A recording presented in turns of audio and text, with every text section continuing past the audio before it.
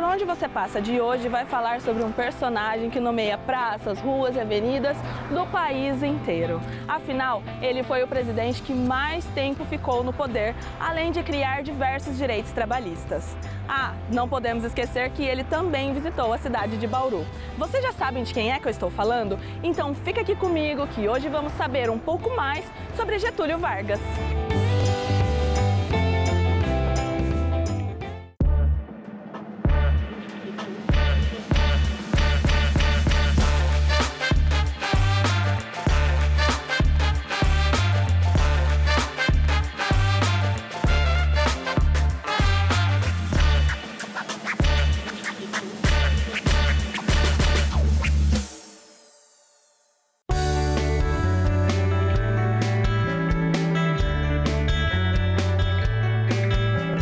Getúlio Vargas nasceu em 19 de abril de 1882 na cidade de São Borja, Rio Grande do Sul, mas teve seu registro alterado para o ano de 1883 e não há relatos oficiais do porquê que isso aconteceu, minha gente. Agora eu fico aqui me perguntando, será que Getúlio queria parecer um pouquinho mais jovem?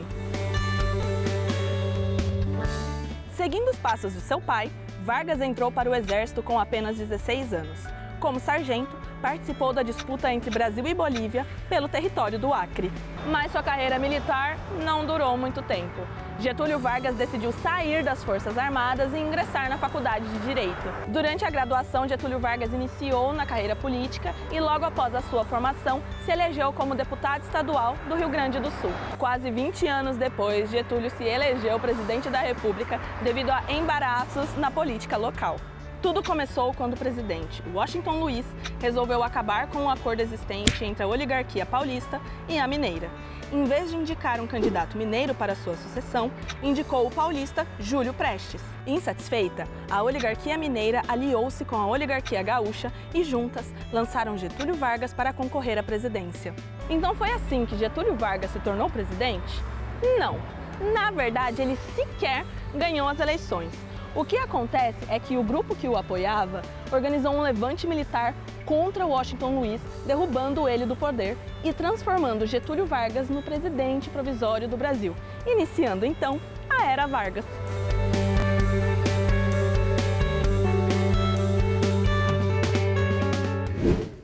Bom, a Era Vargas foi dividida em duas fases. A primeira fase do governo Vargas pós-Revolução de 30, 1930, até 1945. E a segunda fase é a primeira metade dos anos 50 até 1954. Dada a habilidade política do Getúlio, então ele se coloca como representante de diversos segmentos dominantes, da classe média, dos segmentos agrários e da burguesia urbana, mas também dos segmentos populares. Ele conseguiu estabelecer um governo em que, ao mesmo tempo que ele desenvolveu um projeto de subsídio de desenvolvimento do capitalismo brasileiro, manteve o do campo e desenvolveu profundamente o urbano. Isso pode ser entendido como uma aliança política com os setores dominantes, mas, por outro lado, ele buscou garantir alguns direitos dos segmentos populares, principalmente das classes trabalhadoras urbanas e operárias, e, portanto, passou a ser reconhecido como representante dessa população mais pobre. Essas análises são polêmicas, na medida em que ele também, o governo exerceu repressão política sobre o movimento dos trabalhadores, mas, de qualquer maneira, considerando os direitos sociais e políticos dos segmentos populares em 30, o que o Estado brasileiro, durante o seu governo, possibilitou foi, sem dúvida, uma ampliação dos direitos. E foi nesse primeiro período de governo, em 20 de julho de 1938, que Getúlio Vargas veio visitar a cidade de Bauru. Foi apenas uma pernoite, mas que ficará marcada na história da cidade. Tanto que a locomotiva responsável por trazer o presidente na Cidade Sem Limites ficou exposta no Museu Ferroviário. Este é o carro O1, ele é um carro administrativo, foi construído aqui em Bauru pela Estrada de Ferro Noroeste do Brasil em 1932. E ele foi utilizado na viagem do presidente Getúlio Vargas à cidade em 1938. Esse carro, a diferença dele é que ele não era aberto ao público. Você não chegava na estação e comprava uma passagem para viajar num carro administração. Ele era de uso restrito à administração da ferrovia. Então, viagens dos diretores, engenheiros, viagens de inspeção, inauguração de trecho. Então, no caso específico deste carro aqui, ele tem uma varanda externa, este salão, né, o pessoal ficava um convívio mais social e as duas cabines com 2 leitos cada, um banheiro. Mas agora, voltando com a história de Getúlio Vargas, após a sua renúncia à presidência da República no ano de 1945, um novo período na história do Brasil foi iniciado, conhecido como a Quarta República. Mas Vargas não abandonou a política e 5 anos mais tarde foi reeleito à presidência. Getúlio, politicamente, naquele momento, representava acentuadamente os segmentos populares em pelo menos 2 viés, né?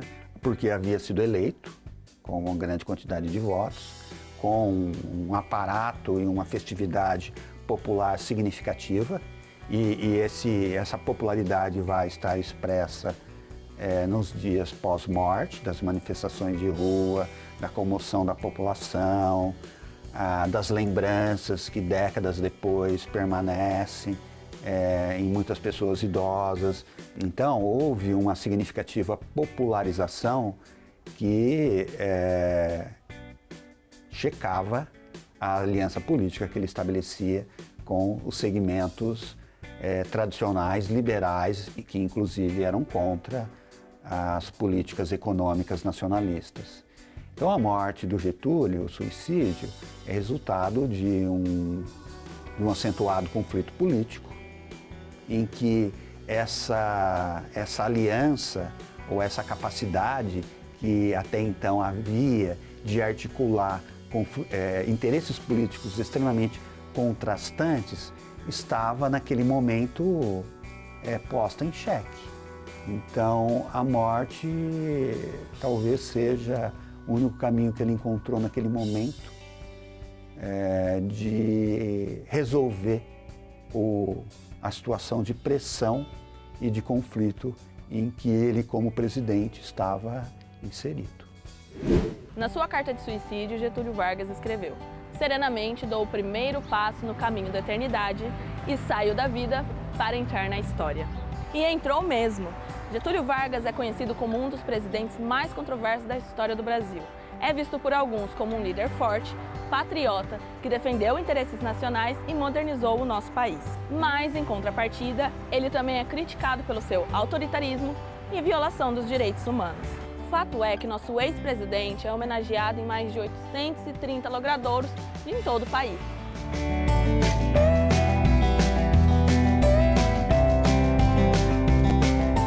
Gostou de saber mais sobre Getúlio Vargas? Então nos acompanhe nos próximos episódios para descobrir quem são as pessoas que nomeiam os lugares por onde você passa.